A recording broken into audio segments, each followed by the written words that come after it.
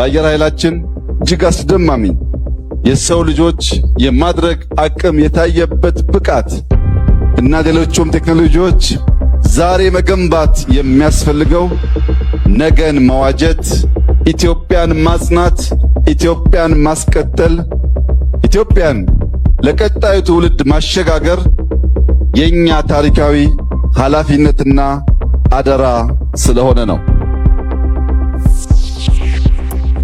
እኛ የዛሬ የኢትዮጵያ ልጆች የጀመርነውን ለውጥ ለማደናቀፍ የሚደረጉ ትናንሽ ሙከራዎች ሳንመለከት፣ ምላሽ ሳንሰጥ፣ ሳንገታ፣ ሳንቆም ወደፊት መገስገስ አማራጭ የሌለው ግዴታችን መሆኑን ላስገነዝባችሁ እወዳለሁ።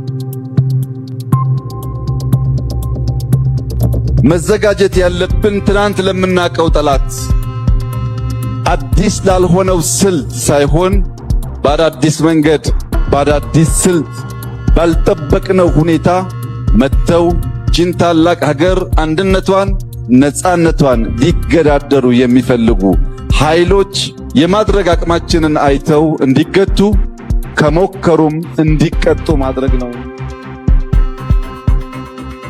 ለጠላቶቻችን ያለኝ መልእክት ኢትዮጵያን አትንኩ፣ ኢትዮጵያን አትሞክሩ።